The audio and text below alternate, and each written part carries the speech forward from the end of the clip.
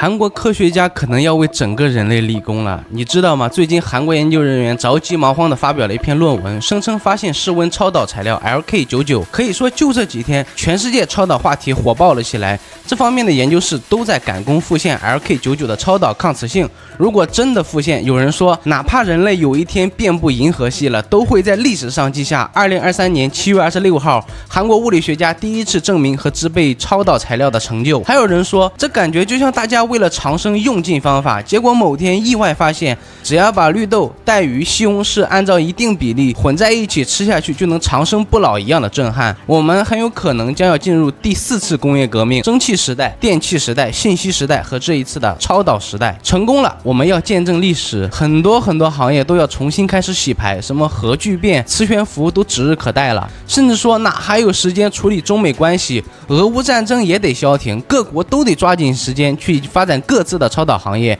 你一步跟慢了，凭今天的商业竞争速度就别想跟上了。如果复现失败，就当做好梦一日游，跟着口嗨一下也无所谓，反正距离上一次室温超导造假才过去4个月嘛。先介绍一下什么是室温超导体。室温超导体其实就是一种在常温下电阻为0的材料。你家里的电从国家电网传输过来，路上是一定有损耗的，但室温超导体没有损耗，电力100%输入，100%输出。首先就是电费变得极其低廉，到时候站在未来，我们可以回顾今天说室温超导最不起眼的一个作用就是省电，然后用超导体作为晶片，手机、电脑运算能力大幅上升，芯片性能强到极致。而且不用考虑散热的问题，到时候全部的电子产品都要换上超导体，所以你想想未来这方面的商业竞争会有多大，围绕着超导的竞赛会打得如火如荼。超导体还有一个特性就是抗磁性，把它放在磁铁上会悬浮起来，人们管这个叫麦斯纳效应。最直观的应用在交通上，我们以前就常听说什么磁悬浮列车，超导体实现了，磁悬浮也就不远了，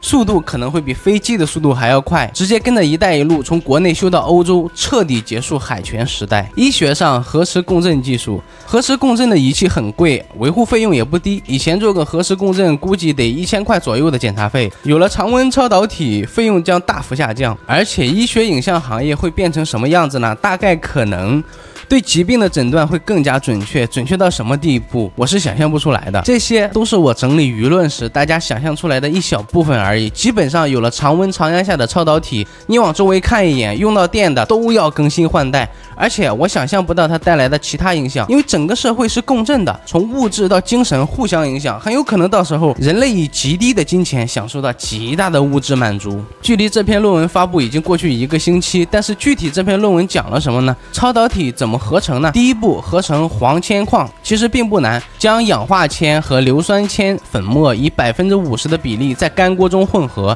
将混合粉末在有空气存在的环境下，在725度的炉子里加热24小时，混合物发生化学反应，生成黄铅矿。第二步，合成磷化亚铜晶体，把铜跟磷的粉末按照比例在干锅中混合，将混合粉末密封在每克20厘米的密封管中，真空度为10的负3次方，将密封管在550摄氏度的炉子加热48小时，产生磷化亚铜晶体。最后一步，将两者研磨成粉末，在干锅中混合，放入密封管，用925度加热到20小时，就生成了常温超导体。很多评论区的人都说，这不就是古人炼丹吗？条件好一点的高中实验室都能够合成。今天距离论文发表已经近1个星期了，现在已经有了很多超导体复现成功的谣言，美国加州、东京研究所、江苏海洋大学、莫斯科等等等等，每天都有这种消息流出来，跟那个印度裔忽悠人的舆论完全不同。每次看着我都一激灵，真的吗？马上就复现了吗？但过一会儿就有人出来辟谣了。我的建议是，大家再等等，只要成功1次就大获全胜，但是失败的可能性是很多次，所以也不太敢有人出来说失败了。万一后面的人成功了，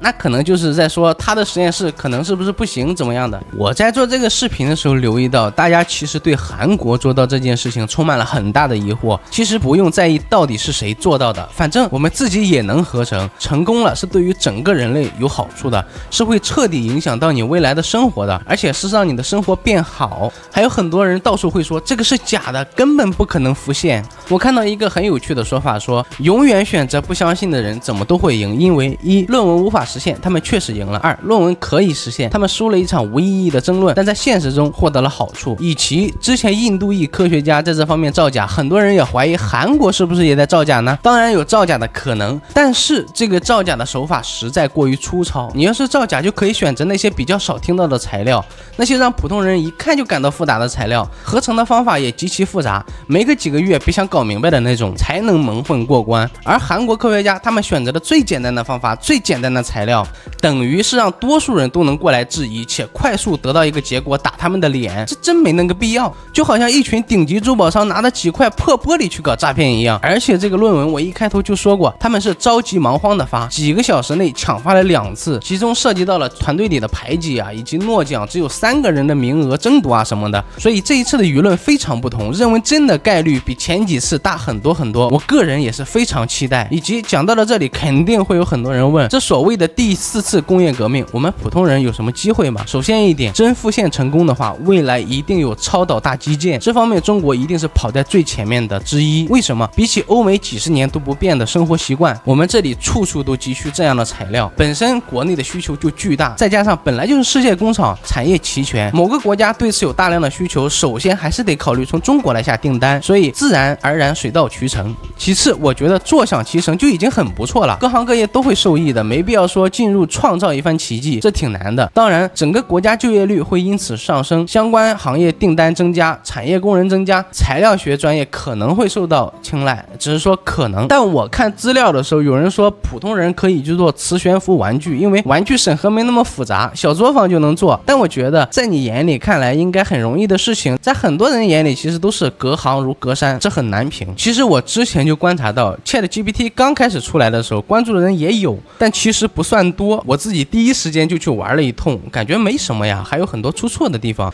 直到2-3个月后才一下子在大众领域爆火了起来。所以我要说的是，你要掌握到尽量新尽量全的信息，再去想自己在里面可不可以扮演一个角色。就像当时我也立马想到了，肯定有人会出各种 ChatGPT 教程，但我比较清高，很讨厌那些名为教你玩转人工智能，实为圈钱培养急功近利笨蛋的行为，我肯定不愿意做这样的角色。所以掌握到最新最快的信息是有用的，就看你的能力和想法了。以上记得点赞或者关注，我会继续盯着这方面的新闻的。这一次我感觉很真，这是我个人的感觉哈。当然关注了我你也不亏，你可以了解到全世界各地区普通人的住房条件，以及最新的舆论事件，我对它的理解，还有古人的一些个故事。因为到了我这个年纪，越来越发现故事就不再是故事了，历史也不再是历史，而是一个个真实的人。好吧，下期见。